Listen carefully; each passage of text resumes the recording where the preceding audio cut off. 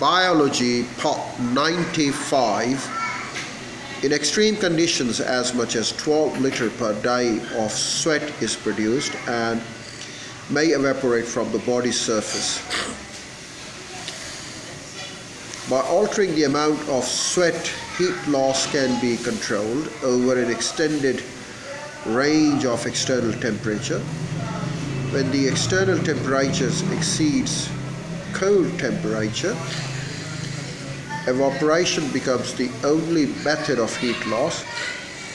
In dry condition, a person can tolerate temperatures of up to 120 degrees Celsius without any increase in the cold temperature.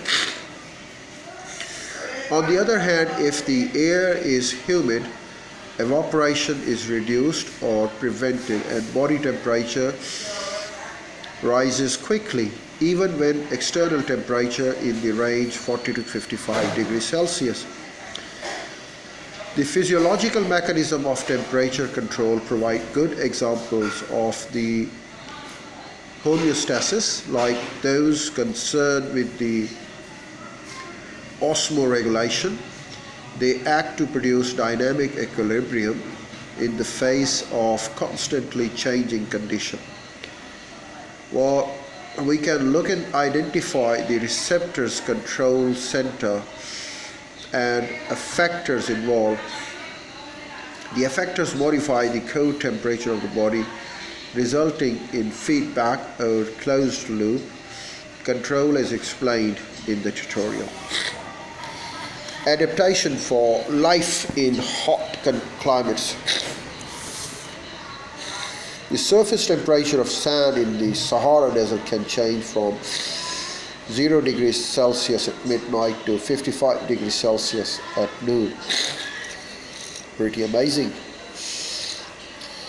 0 degrees Celsius at midnight to 55 degrees Celsius at noon in the day. Very few organisms can tolerate such wide range of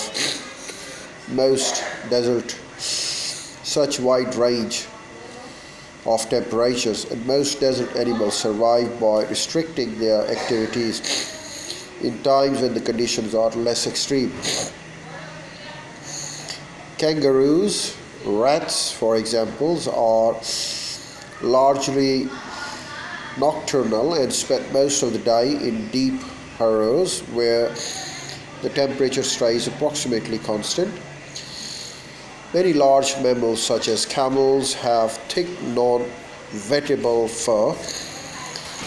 This is a pale colored to reflect heat, insulates the body from excessive heat, and allows water to evaporate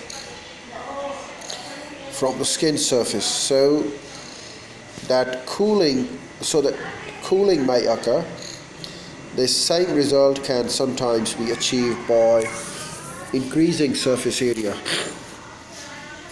This is why elephants have large ears and why similar species of hares adapted in different climates have differently sized ears. In both cases, the ears are important sites of heat exchange. There are many examples of similar changes in body size and body color and with the climate. The ectotherms avoid temperature extremes in the same way. Some reptiles and insects have become very well adapted for desert life, where their lower metabolic rate enables them to survive for longer intervals without food. Desert plants like cacti are poorly adapted for temperature control and but lightly adapted to reduce water loss, as we have read in the tutorial as well. Adaptation for life in cold climates.